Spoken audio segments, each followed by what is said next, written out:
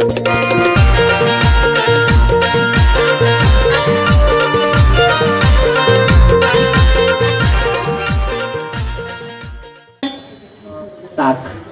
आम्ही पितो, पण काय देते आई आम्हाला?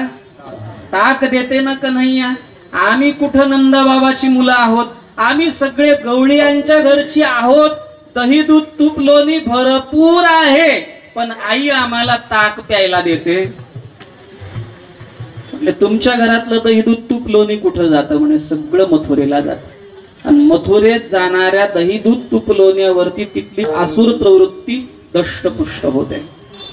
पीना है तो दूध पियो, पीना है तो दूध पियो, जाम पर जाम पियो, पल में उतर जाएगी. अरे जी सुन रहे हो? जाम पर जाम पियो, पल में उतर जाएगी. अगर पियो प्याला मेरे कृष्ण कन्हैया के नाम का, अगर पियो प्याला कृष्ण नाम का, तो जिंदगी सुधर जाएगी. विठ्ठल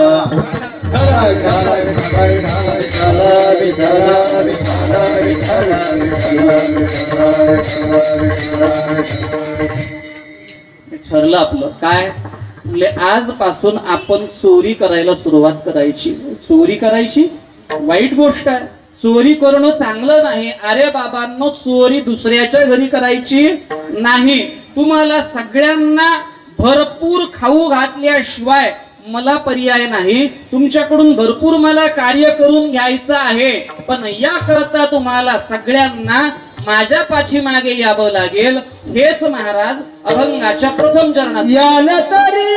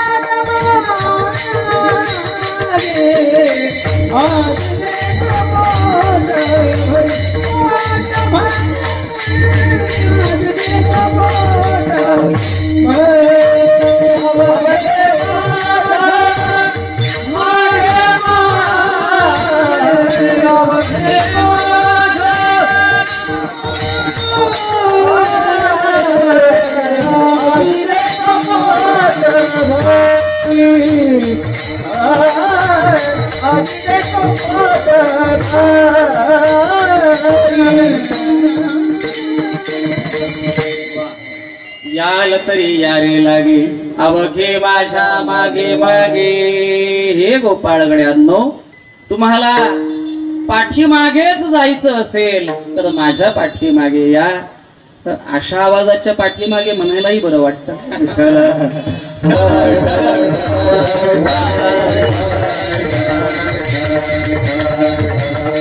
तुम्हाला यायचंय तर माझ्या पाठीमागे या.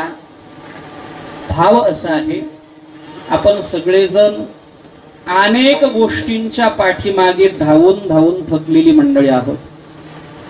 विषयांचे चरवणी केली आयुष्याची गाळवणी. विषय सेवन करून आपलं पोट भरणार नाही. हे पोट भरून घ्यायचं असेल, जगाच्या पाठीवर जर पाठीमागे जायला कुणी योग्य असेल तर तो केवळ कृष्ण कन्हैया आहे, केवळ माझा भगवान परमात्मा आहे. उगीच कुणाच्याही पाठीमागे पळू, विषयांच्या पाठीमागे पळू नका, संपत्तीच्या पाठीमागे पळू नका, अनेक गोष्टींच्या पाठीमागे पळू नका. उडाऱ्यांच्या पाठीमागे कोणाच्याही पाठीमागे पळून आपलं जीवन व्यर्थ घालवू नका. पिढ्यान पिढ्या काही लोकांच्या सतरंजा उचलण्यातच गेल्या. विठ्ठल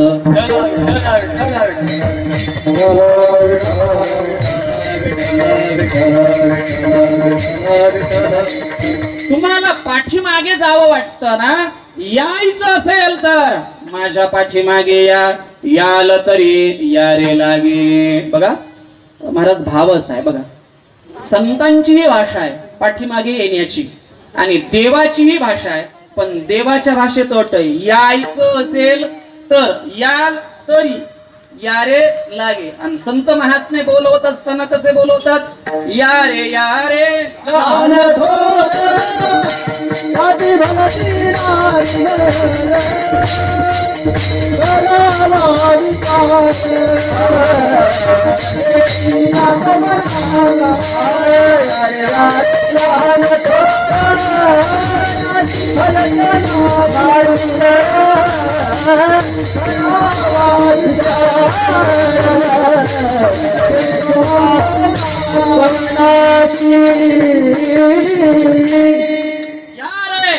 या रे अधिकारवाणीने आग्रहाने यायचं असेल तर नाही याच.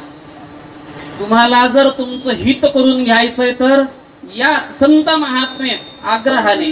आग्रह शब्द आला ना, आमची पाठीमागे जी चर्चा झाली प्रातस्मरणीय तुकाराम बुवांची आठवण झाली. बुवांचा स्वभाव आणि वागणं असं होतं. तुकाराम बुवा शेटे आपल्या मुंबईचं वैभव, संप्रदायाचं एक वैभव, आणि माऊलींच्या पालखी तळावर जेव्हा रिंगण असायचं, रिंगणामध्ये त्या वातावरणाची निर्मिती करण्यासाठी ज्यांचा हातखंडा शेकडो मृदंग वादकांना सोबत घेऊन चालायचं कसब म्हणजे तुकाराम बुवा. आणि आणखी एक नाव खरं म्हणजे अशा व्यक्तित्वांची संप्रदायाला आणि समाजाला फार मोठी गरज आहे हो. मी कधी कधी इतका शोकाकुल होतो की समाजामध्ये चांगली माणसं ज्यांची गरज आहे समाजाला, ती माणसं जास्त दिवस जगताना दिसत नाही आहेत. आणि जी समाजामध्ये त्यजनीय आहेत, गाव नवस करतंय हे कधी मरण, गाव नवस करतंय, ती माणसं जास्त दिवस जगतात. भूतकर महाराज ना, प्रातस्मरणीय शिवाजी महाराज, अरे अशा व्यक्तिमत्वांची खऱ्या अर्थाने समाजाला गरज आहे की ज्यांच्याकडे पाहून हा सगळा संप्रदाय एकत्र होतो. सगळ्या लोकांना मार्गदर्शन करणं, सगळ्यांना सोबत घेऊन चालणं. संतांची भाषा आग्रहाची आहे, देवाची भाषा यायचं असलं तर याल तरी या रे लागे. पण सगळे या, अवघे माझ्या मागे मागे कन्हैया. पेंड्याने विचारलं, हम समझ गयो कन्हैया, थारे पीछे आना है. तुझ्या पाठीमागे यायचं समजत है बाबा थोडा थोडा, थारे पीछे आने को काय मतलब है. तुझ्या पाठीमागे आल्याने आम्हाला काय होईल. आजी देतो पोट भरी, आजी देतो पोट भरी, आजी देतो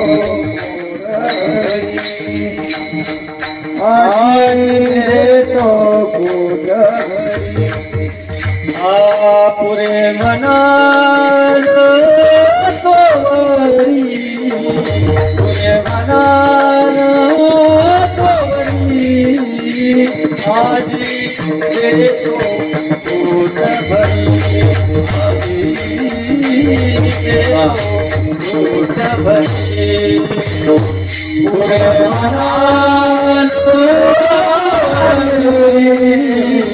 मनाल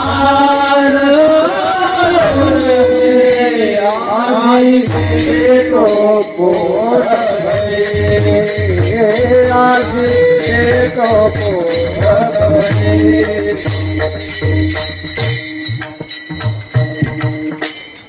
आजी देतो पोट भरी, पुरे म्हणाल तोवरी. काय पोट भरलं तरी सुद्धा जोपर्यंत खाणारा पुरे म्हणत नाही तोपर्यंत वाढणारा ना. काही काही खाणारे फार खवय्ये असतात, त्याला शब्द आहे खवय्ये. इतके खवय्ये पंगत बसली हो. पंगतीला श्री बालाजी बेत होता. श्री बालाजी सगळ्यांना कळतंय, श्रीफळ श्रीखंड बा फार बालुशाही, ला for laddu, G for jalebi, Shri Balaji बेत, जिलेबी आहे, कढी आहे, भजे आहे, सगळंच काही काही आहे. मला महाप्रसादाचा मेनू माहित नाही, पण महाप्रसादही भरगच्च आहे. महाप्रसादाचा मेनू पण भरगच्च आहे. ते बसला खायला, बिचारा इतका खाऊ लागला, इतका खाऊ लागला. कढीवाला पुढे गेला, कढी. जिलेबीवाला पुढे गेला, जिलेबी. भातवाला पुढे गेला, भात. येईल ते घेणारच, येईल ते घेणारच. आता बघता बघता शेजारी, अरे म्हणला भास्करनं किती खाणार, किती खाणार. म्हणला काय, गळ्याला येईपर्यंत खाणार. अरे म्हणला गळ्याला आलंय ना, जिलेबीचा वेडा घेतला, जिलेबीचा. आता इथं पर्यंत आलं, जिलेबी कुठं टाकणार. म्हणला ही काय जिलेबी, वर बसती ना, तोंड अजून मोकळ आहे. तोंडामध्ये जिलेबीचा वेडा, जिलेबीचा तुकडा टाकणार. कढीवाला जाऊ लागला, कढी. अरे इतकं फुल भरलंय. म्हणला कढी कुठं ओतायची, जिलेबीच्या तुकड्यामध्ये कढी होत. माणसाने, खाणाऱ्याने पुरे जोपर्यंत म्हणत नाही तोपर्यंत वाढणाऱ्याने वाढत राहायचं. कन्हैया म्हणाले, तुम्ही जोपर्यंत पुरे म्हणणार नाही तोपर्यंत आज देतो पोट भरी, पुरे म्हणाल तो वरी. सगळ्या गोकुळामध्ये गोवर्धन अर्थात नवनीत चौर्य संघटन नावाचं संघटन स्थापन केलं. सगळ्या गोपाळ गड्यांना एकत्रित केलं. कन्हैया तुझ्या सोबत यायचं, तू आम्हाला पोटभर देणार. कन्हैया सांगू लागला, तुम्हाला सोबत काही गोष्टी घ्यायच्या. अर्थात सोबत म्हणले घोंगडी घ्यायची, सोबत काठी घ्यायची, सोबत सराटे घ्यायचे आणि सोबत माती घ्यायची. पेंद्याने विचारलं, देवा काठी कशासाठी. अरे दादा, आपण वाड्यात उतरणार, रात्री अपरात्री उतरणार, उतरण्याला आधार म्हणून काठी. म्हटला माती कशासाठी. म्हणे जर आपल्याला पकडायला गवळण आली तर तिच्या डोळ्यात काय टाकायची, माती टाकायची. वाकड्याने विचारलं हुशारीने, कन्हैया माती घेतली ठीक आहे, पण गवळण जर या गवळणी सारखी हुशार असेल आणि तिनं जर चष्मा घालून आली तर. चष्मा, इकडे बी एक गवळण चष्मेवाली उभी आहे, इकडची बी चष्मेवालीच आहे. गवळण जर चष्मा घालून आली तर कन्हैयाने सांगितलं, सराटे त्याच्यासाठीच घेतले ना, जर गवळण चष्मा घालून आली तर वाटेत तिच्या सराटे फेकायचे, पळून जायचं. सराट्याचा काटा तुम्हाला माहितीये का. सराटे माहितीये का. त्याला तुमच्याकडे काही दुसरं नाव असेल. सराटात का, त्याला 3 काटे असतात. म्हणजे ते असा आहे, कसाही टाकला तरी एक काटा त्याचा उभा राहतो. कसाही फेका तुम्ही, तो कसाही फेका. सुबावळीचा काटा वेगळा, बोरीचा काटा वेगळा. काट्याचे बी बरेच प्रकार आहे, म्हणून काट्याने काटा काढायचा अशी मन रूढ झालाय. साहेब विठ्ठल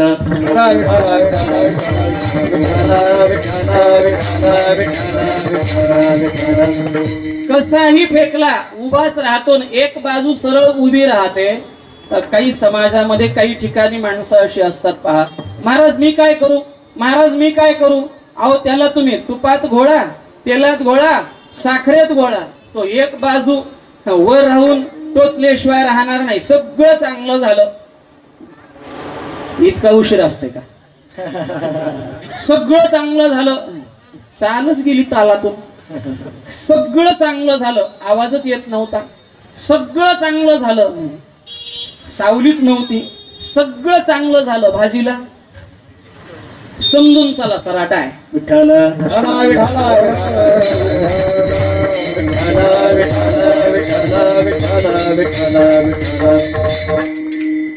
तरी पण विचारलं पेंद्याने, कन्हैया सराट्याचा काटा जरी सोबत घेतला, गवळण जर चप्पल घालून आली तर.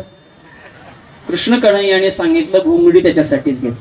तरीही गवळण जवळ आली तर तिच्या अंगावर घोंगडी टाकायची, पळून पसार व्हायचं. सगळ्या गोकुळात हैदोस मांडला. सगळ्या गवळणींनी मोर्चा आंदोलन केलं. यशोदा मैयाच्या वाड्यासमोर आल्या आणि वाड्यासमोर येऊन यशोदेला सांगू लागल्या, यशोदे कृष्णाला सांगा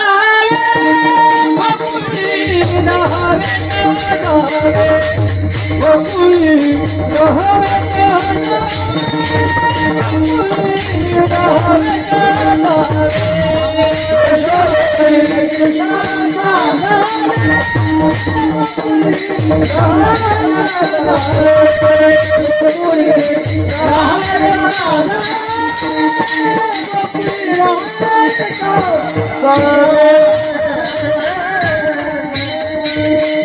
मैयाने सांगितलं, तुम्ही जरी माझ्या कन्हैयाच्या तक्रारी घेऊन आला असला ना, तुम्ही तरी काय नीट आहेत का? तुम्ही कशा आहेत? अगं तुम्ही 12 घराच्या 12 आहेत, तुम्ही मोठ्या ढालगजा आहेत, तुम्हीच याचा भवरा लपवता, याचा भवरा लपवून याला धरू जाता. हा कैसा येईल हाता? हा हाताला येणार नाही. तुम्ही अनेक जणी अनेक प्रकारच्या आहेत, तुमच्या एवढ्या प्रकारांनी माझ्या कन्हैयाला दूषण देता. एक पुढे आली, चेअरमन ऑफ द बचत गट, चेअरमन ऑफ द बचत गट, ती पुढे आली. ती म्हणली, हे बघा तुम्ही सगळ्यांनी अजिबात त्रास मानून घेऊ नका, मी कन्हैयाला पकडल्याशिवाय राहणार नाही. यशोदा मैया काय म्हणते, माझा कन्हैया तसा नाही. काय आहे, पकडलं तर चोर, नाहीतर शिरजोर. पकडत नाही तोपर्यंत चोरी सिद्ध होत नाही, मी पकडणार. चॅलेंज घेतलं, भाषण द्यायला लागली, सगळ्यांना एकत्र केलं, भाषण सुरू झालं. आणि भाषणामध्ये तिनं सांगायला सुरुवात केली, माझ्या घरी तो येतो का पाहते, तसा तो माझ्या घरी येणार नाही, आणि माझ्या घरी जर आला तर त्याला मी पकडल्याशिवाय राहणार नाही. कन्हैयाने सांगितलं, मावशी आज तुझाच नंबर आहे. बाहेर उभा होता असा कन्हैया, ऐसा खडा रहते ना, पाय एक पाय सरळ एक पाय आडवा, देवहुडा चरणी माझा बितो बेनो. भाषण संपलं, ती बाहेर निघाली. लाला समोर उभा, ए तू कधी आला? त्याने सांगितलं, मावशी तुझं भाषण जेव्हा सुरू झालं ना, तेव्हाच मी आलो होतो, तुझ्या भाषणाच्या आरंभालाच. मग म्हणजे तुझ्या घरी येणार म्हणजे येणार. ती म्हणली, तुला मी पकडल्याशिवाय राहणारच नाही. दुपारची वेळ, तिने ठरवलं आज कुठेही जायचं नाही, पण घरात कोणी नाही असं दिसल्याशिवाय कृष्ण कन्हैया गोपाळ गड्यांचं येणार नाही. सामसूम झाली दुपारची वेळ, सगळे आजूबाजूच्या शेतांमध्ये कामाला गेलेले. ही कॉट खाली, त्या लाकडी खाटाखाली लपून बसली. सगळे गोपाळ घरात उतरले, सगळ्यांनी माजघर गाठलं. माज